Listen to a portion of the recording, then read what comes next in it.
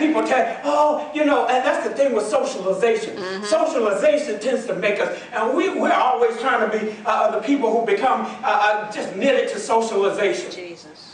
Just, you know, we just want to socialize. We just want to become a part of everybody else. And we just all get along? Yeah, we can all get along. But if you don't know that, I don't care who it is. I mean, even as people say, you know, everybody won't write this right and that right. And they got to write. Look, if they didn't go through 250 years of slavery, do not compare them to me. Thank you. Right. Yes.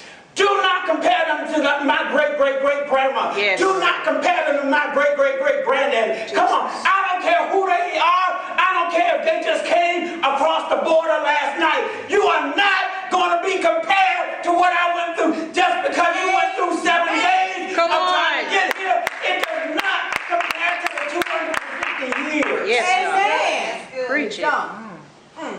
You can't compare the two. Tell somebody you can't compare the two. Man, you're looking around, all the Hispanics getting all the rights that were yours. They're getting all the privileges that were yours. They're opening up a store every other place. Yep. They're starting businesses everywhere. We went to one business the other day, and he had us come to one business to get one thing done. He said, oh no, I need you to go up to my other shop to get this done. And they already got 2 and 3 shops already. Jesus. Somebody say 2 and 3 shops. 2 and 3 shops. You got to understand. You got to understand the truth. Somebody say the truth. The truth. We get rooted down in this systematic psychological theory that roots us in pain and destruction, and we never amount and never aspire to our royalty. Yes. Somebody say you are royal. You are royal. We haven't gotten, we were still waiting for our 40 acres and a mule. Somebody say 40 acres and a mule. 40 acres and a mule. You say, well, you know, all this time I don't care no more. But do you not know that in 1889, a bunch of people, we'll call them white people got 2 million acres of land in America within 24 hours. They call it the Oklahoma land rush. In 24 hours, they got 2 million acres of land. And do you not know what has happened since 1889 until now? All of those millions of acres have been what? Passed down to their children, children's children, children's children. And what we passing down? Nothing. Jesus. Supposed to be out. What are we passing down? Nothing. Preach, Bishop. Don't you wish you had a couple of 10, 20 acres, and some of them got thousands of acres that they just passing down? Somebody say passing down. Passing down. They pass them to their children. They pass them to their children's children. And you wonder why they keep being richer. Why they keep getting richer and richer. Because we don't understand the systemic history that roots us. As long as, black history month, we can just keep just thinking about our blackness and never think about our greatness. Yeah. Somebody said we got to think about our greatness. 2 Corinthians 5:21 said God made him who had no sin to be sin for us, so that in him we might become the righteousness of God. Stop telling yourself you're a sinner. I'm just a wretch undone. Wake the hell up and get the hell out. That's a hellish thought. I'm sick of it. I'm sick of it. We wonder why we never get past wretch status. Amen. Because we root ourselves in wretch status. What you don't know, but look at the other people. They singing the same song, but look at where they live in. Look at that 2 million acres of land. And tell me what you got. What that got you. Jesus. Come on. Wake up. Everybody say wake up. Wake up. Our history is greater than the history presented in the Black History Month. Yes. Amen. 1 Peter 2:9 says, my last scripture, and I'm getting ready to sit down because I can't give you but so much in one time. I don't want to choke you. Says, but you are a chosen people. Yes. Somebody say, I'm a chosen person. I'm a chosen person. A royal priesthood. Everybody say, I'm a royal priesthood. I'm a royal priesthood. A holy nation. Holy nation. God's special possession. Everybody say, I'm God's special possession. God's special possession. That you may declare the praises of him who have called you out of darkness into his marvelous and wonderful light. Yes. Somebody say, I'm royalty. I'm royalty. How many folks saved already? How many folks saved? Made Jesus Lord and Savior of your life. Well, I'm here to keep you from being rooted in that whole sinner. That's over. My God. That's right. It's over. Tell somebody that's over. It's over. When you going to go into royal status? Jesus. You can't as long as you still in the struggle. You talking sir. Everybody say, I can't. I can't. As long as I'm still in the struggle. I'm still in the struggle. As long as you still just a sinner saved by grace. Jesus. You ain't gonna never get out of the struggle. Because as a man thinketh So in his is he. heart, so is he. And we wonder why we still stay in that same muck, in that same mire, because we stuck in that same thought. I am not convinced, I am not totally convinced that our sad religion did us any good. Jesus.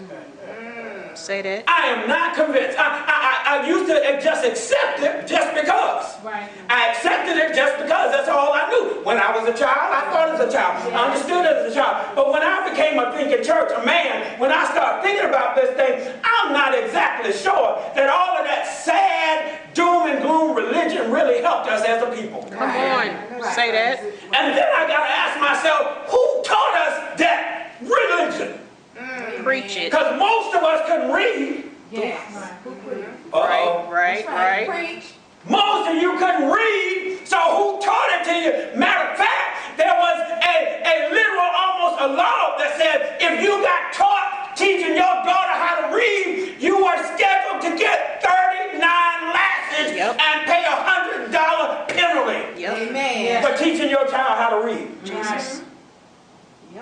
So people basically gave us the religion, and I'm not talking about Christianity, they gave us the religion that they wanted us to have. That's right. I'm not so sure I want to just accept everything just because somebody told me that. That's right. Tell somebody, don't accept everything just because. Just because. Sometimes you got to think past what you know. Yes.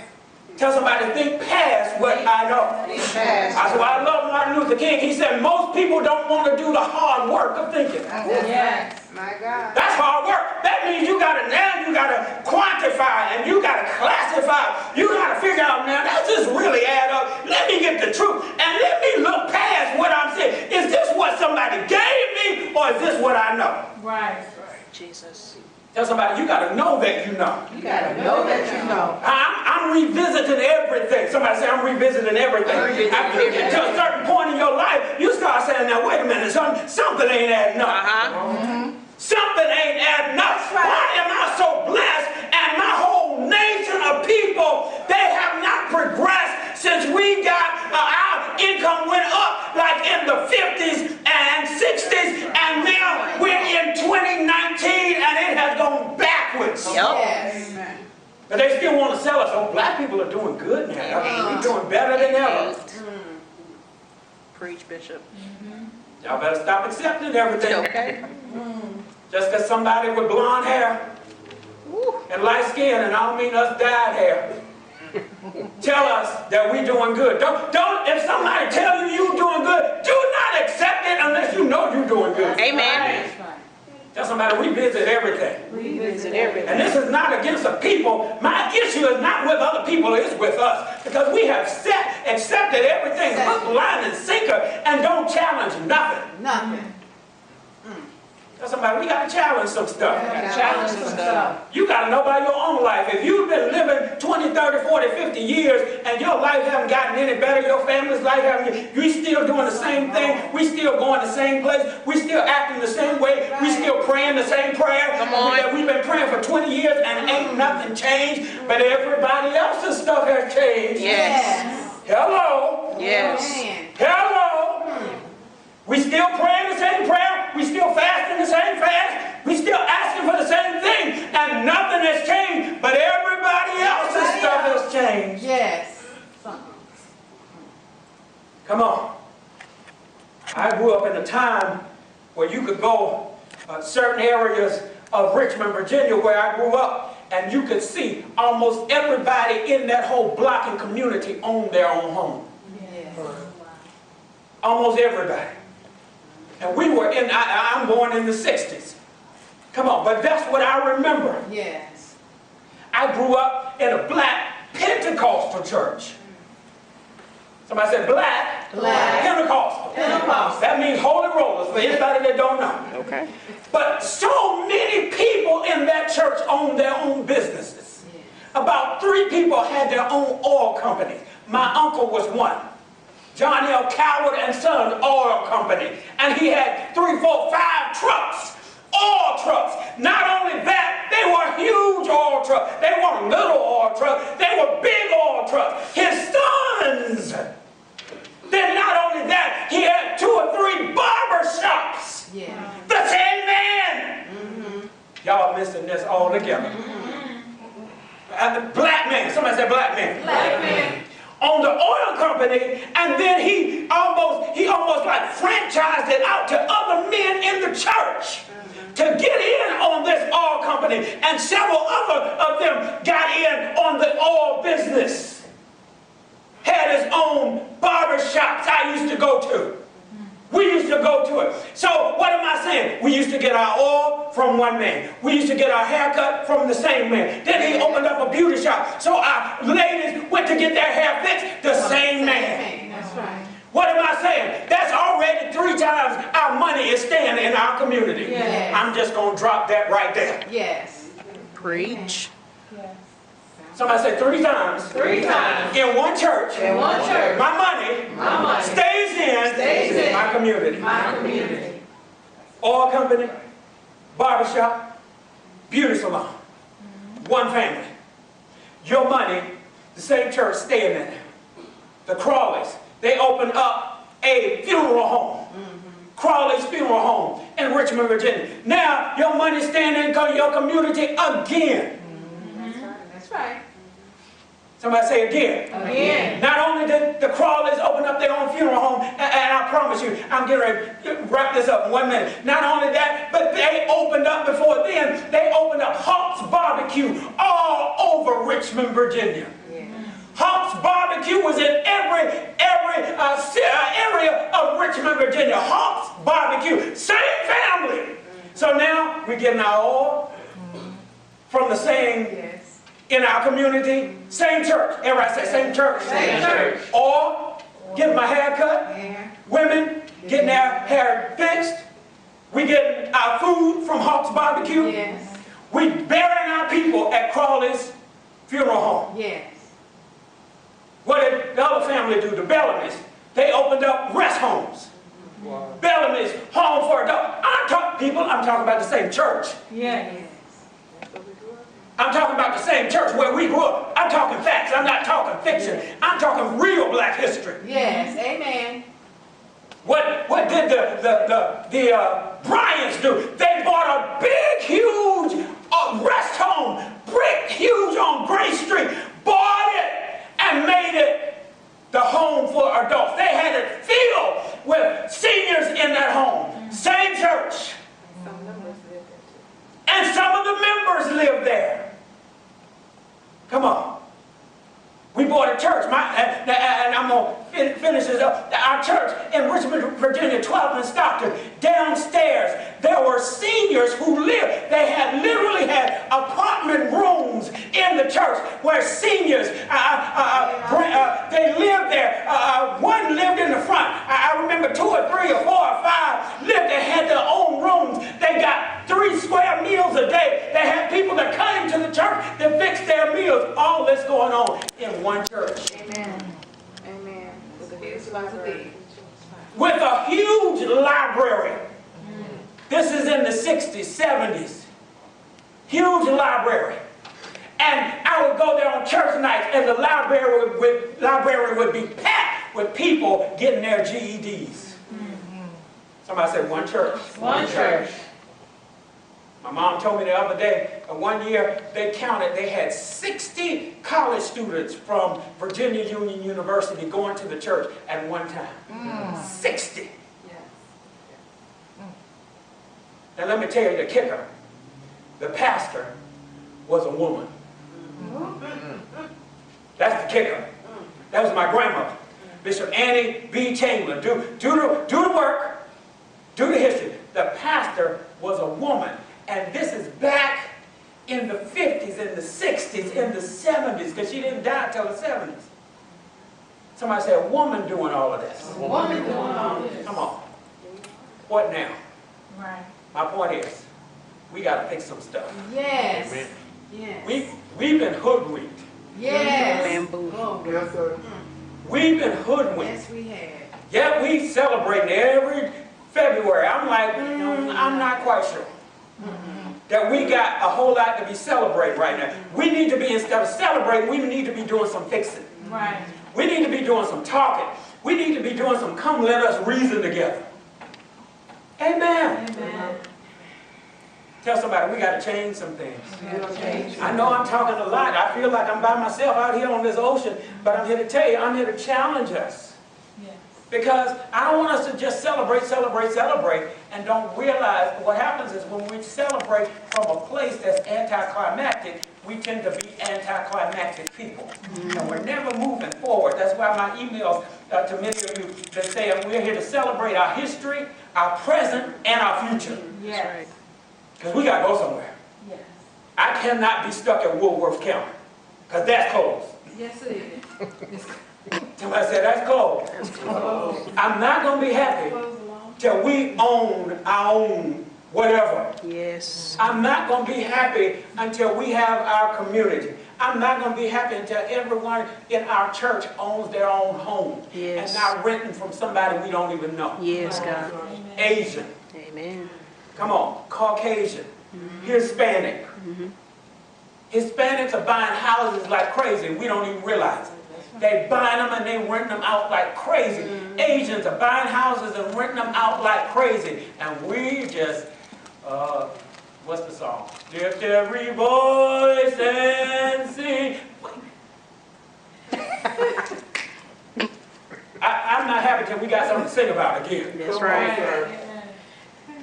I can't have lived through what I lived through and accept where I am. Yes. Right. That's right. I can't have lived through that history I told you about at that one church and accept what I got now. Right. It's hard. It is. It's hard. If you ever tasted of glory, it's hard to give me lemons and tell me, oh, that's glory. It's hard to give me sour pickles and tell me, oh, that's cake. You're not getting ready to sell me on that. It's deep. You're not getting ready to tell me to celebrate when I need to be doing something else. Right. Because that's what the world wants us to do. Celebrate. Celebrate what? Celebrate regression? Celebrate less than we had? Come on. Do you not know many of us have more then than we do now? Yes. We cannot afford to celebrate. We need to be working. We need to be talking. We need to be trying to figure out something else. Because we're not going to celebrate regression. We're not going to celebrate regret. We're not going to celebrate foolishness. Right. We got to act. Somebody said we got to act. We got to act. We got to react. We got to react. But if we don't know, we'll think everything's all right. I listened to the president this morning. Oh, the black people are doing good. The African Americans doing good. Have you seen the job market? Black people, don't let people tell you. Come on. They will tell you whatever they want to tell you. I'm not criticizing the president. Trust me, that's not what I'm doing. And I'm not a trumpet either. But I'm just saying, don't believe the hype. Yes, sir. Amen. If your stuff ain't better, don't believe it. Right. Amen. You don't celebrate till your whole community is better. That's right. Tell somebody, it ain't time to celebrate right now. Ain't time to celebrate. It's not time to celebrate. I'm sorry. It's not time to celebrate. Oh, you need to get behind this. That's what's wrong with y'all. I ain't getting behind nothing except us. And I'm getting behind it and pushing. Amen. Amen. Giving us some facts, giving us some truth so that we can be a thinking church. Yes, sir. I want to leave people not feeling negative. I wanted to leave you feeling like, I better think about this. Let me do my research. Yes. Yes. Research. We got to change our point of reference. Yes. If we're going to become a royal priesthood, you got to change your point of reference.